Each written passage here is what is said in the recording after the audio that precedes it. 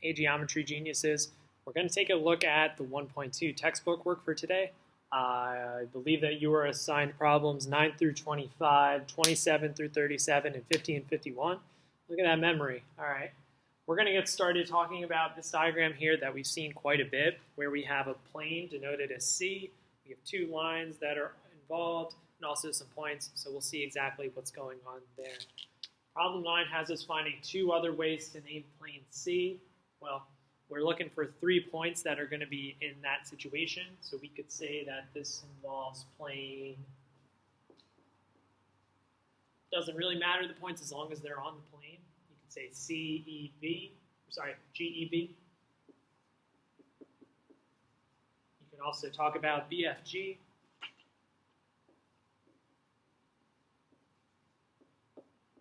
Let's switch it up. Let's do BFE. So those are two ways. Again, there are a variety of answers you could have here. Talking about 3 collinear points, the only 3 points that are on the same line, in this case, are EB and F.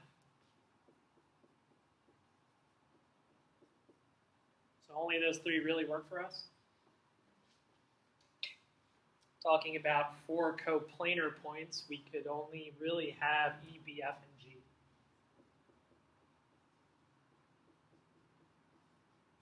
So those are good to go. If we take this further, naming the segments of this line here with R, S, T, and W, there are lots of segments that we can talk about here. So we could have R to S, which, believe it or not, would cover everything. So, if we're talking segments, R to S only covers this little portion here. So we can still keep R as an endpoint, and we'll keep it going to T. So that's another one.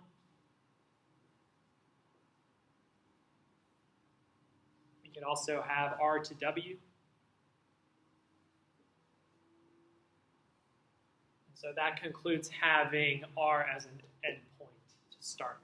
We could then continue to talk about S and have S go to T.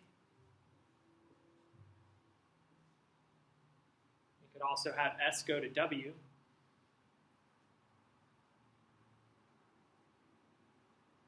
And what else? Are we missing anything else? There's one more.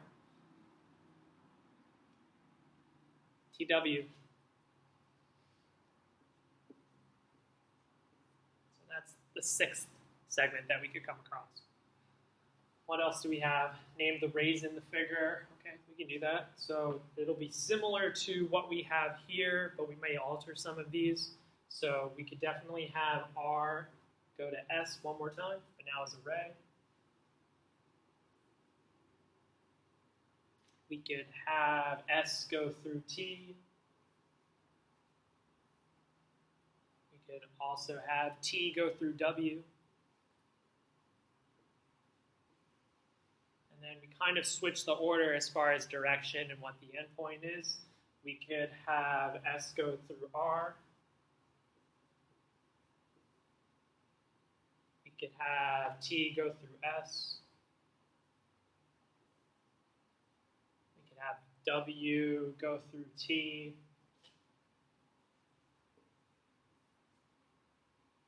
What else? Am I missing anything?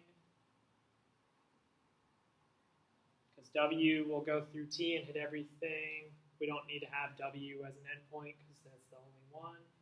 What? S goes through T. T goes through S. I think that's it. I think these will work. Continuing to talk about the other pair of opposite rays with endpoint of T. Okay, so if it's endpoint T, this is going to be for 14A.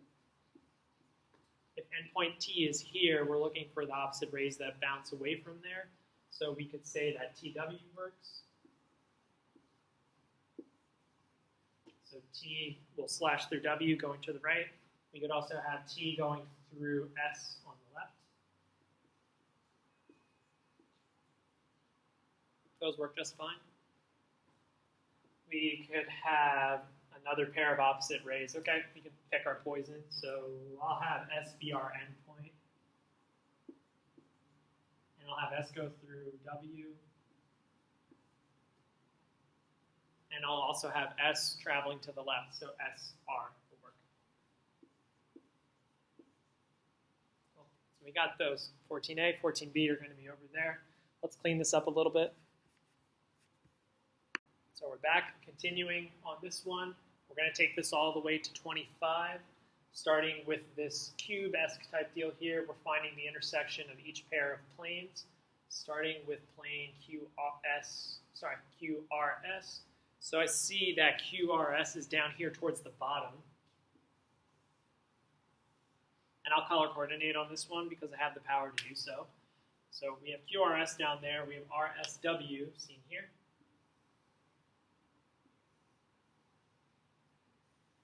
So we see down here that the intersection in this case is going to be R to S in red. So the only thing we can say here is RS. And I'm going to include this as a segment. That's fair game to say it's a segment and not a line, because if it was a line, then it would be continuing in that situation. So using a segment in particular is what we're going to look for. If we keep this going, we're looking at UXV, which I'll show in blue, color coordinating a little bit. It's Friday, I'm allowed to do that. So I have UXV.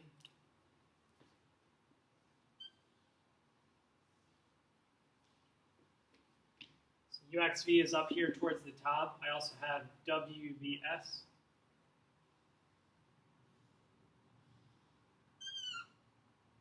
Okay, so in this scenario we have WV. There's only one answer we can have in these situations, so be mindful of that. That WV is the only one that's going to work.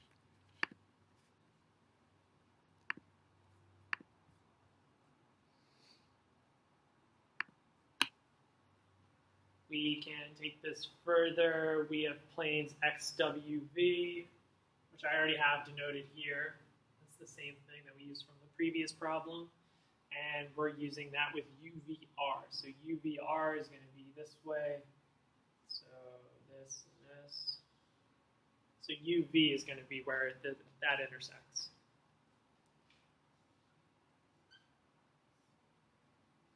Finally, if we have plane TXW, we have T, we have X, we have W towards the back.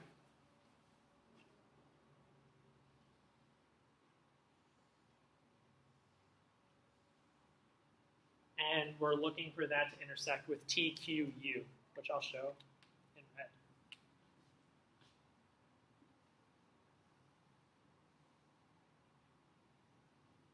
So we see that the blue and the red meet back there at XT, so that's what we're looking for.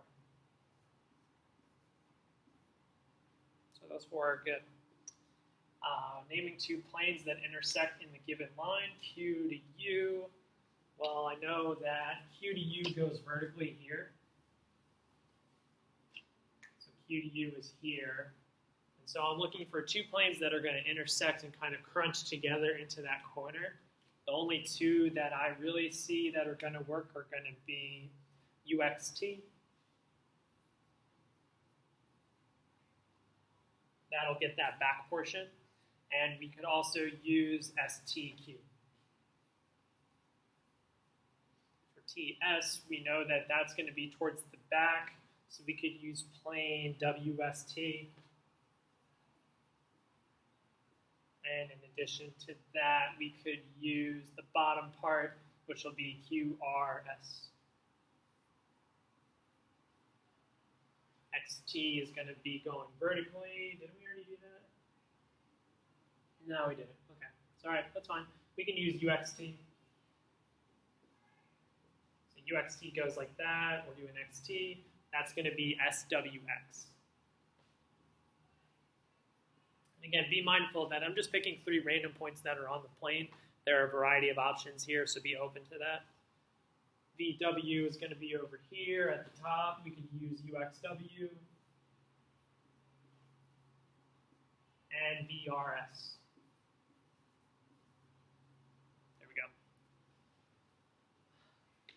Including the last 4 of this, copy the figure, shade the plane that contains the given points. I'll actually skip this one after I show at least one. I'll show one. So let's switch it up. I will take a look at the UXS. So I'm copying the figure and shading the plane. So UXS is going to have that bottom, or sorry, the top bit there. So U to X is like that. S is down towards the bottom, and it's like kind of cutting diagonally to that. So that's what the plane would look like. The rest of the cube would look like this.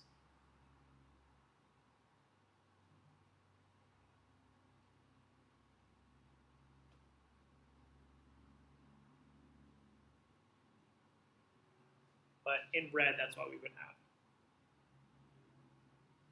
It's tough to visualize these sometimes, but over time you'll get better and better at this. So we'll take a look at what the next few are holding. So we're taking a look at this setup here, which I demonstrated with the post-it notes from the video. I think referring to that may help you through this. As we take a look at the first 3 points that are definitely going to be on a plane, and then we're going to take a look at the final point and see if that's going to be coplanar or non-coplanar. So for this, you kind of have to really visualize the points that they mentioned for the first 3, boom, boom, boom, and then really think out the last one if that's going to be coplanar or not. We don't know, so let's find out. We're looking for the plane that has Z, S, and Y. So we see that Z, S, and Y is marked out here and here, and Y is out here. This is asking if point C is going to be coplanar. Well, I know that this yellow pane or yellow plane has C way down here. They're all color coordinated the same way. So we would say that yes, since it's on the yellow, it is coplanar.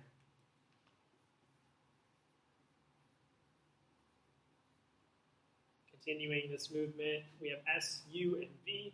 A little bit more relaxed now, feeling a little bit more blue on this plate here. Looking at the bit Y, Y is also down here. They're all on the same blue pane or blue plane, so they are also coplanar.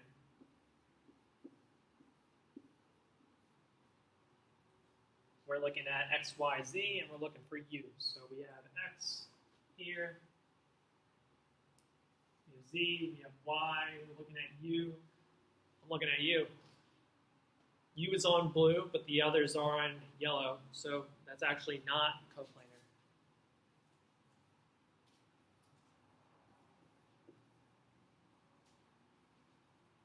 We have XSV.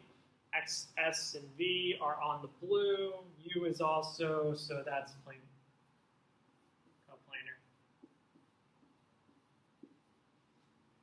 Seem all right?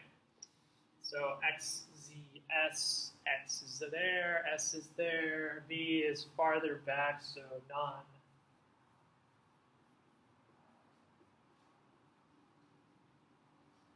We also have SVC, which, yeah, well, let's see.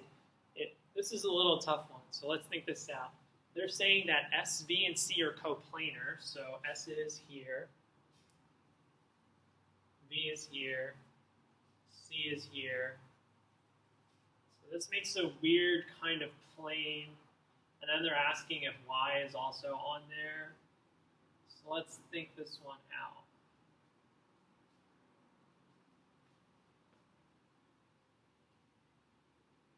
All right, so we'll have to map this out. So we can map it from here to here. We could map this out like that, and like that. This one's a little tricky, so we kind of have to improvise what's going on. So if we're looking at the SV and the C, they look like that. Y, however, is way out here. So this is actually non-coplanar.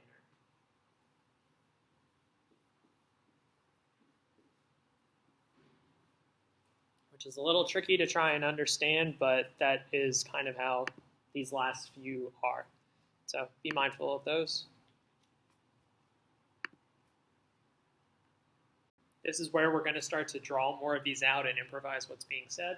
So we have 4 points that are collinear, and we're being asked to decide, if possible, draw a figure to just write it. Otherwise, write not possible. So all right, we can say 4 points are collinear. So we have one line. Let's say A, B, C, D. So that looks pretty possible to me. It really depends on where the points are. Not all points are going to be collinear, but in this case, we can make it happen. So that's done. We can find 2 points that are non-collinear. This is not going to happen. No matter what, wherever the points are, it could be here and here or elsewise, we could always draw a line between them. So this is not possible.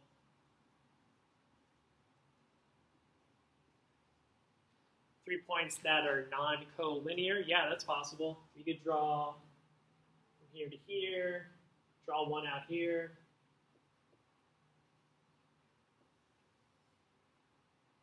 In this scenario here, we'll never have a straight line that hits all three, and that's okay. 3 points that are non-coplanar, that is not possible.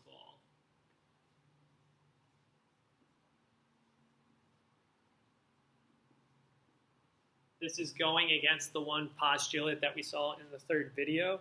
We can have 3 points that are coplanar. That has to happen. It's a given fact, a postulate. So keep that in mind as we move forward. It's not possible to find 3 points that are not coplanar, or could it not be coplanar? Kind of tough to think that out. 37 has us drawing a figure with points B, C, D, E, F, and G that shows C, G, B, G, and E, F, those lines, with one of the points on all 3 lines. All right, sure. So we have C, D, we'll draw that. So we have C, we have D. We also have BG. And we want all of these to intersect at the 3 lines. All right, sure. So we could have that. And we'll also have a third one for EF.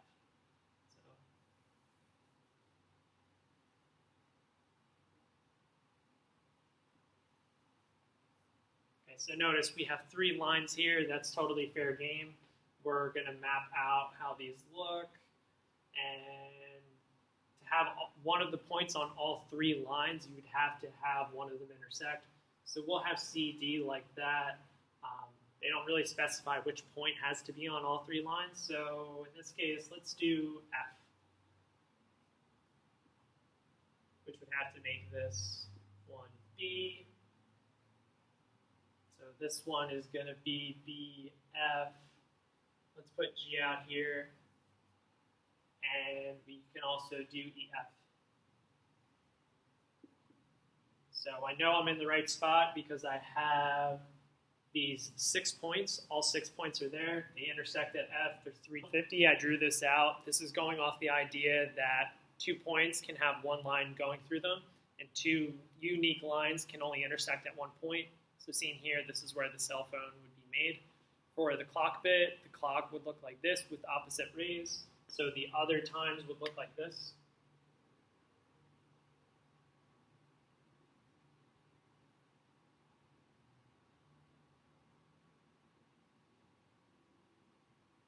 And am I missing anything? No, I don't think so.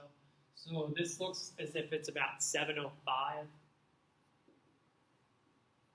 This is 8:10. This is 9:15. This is going to be 10:20. This is, that 12 o'clock. Or no. Yeah, 12:30, right? Yeah, 12:30.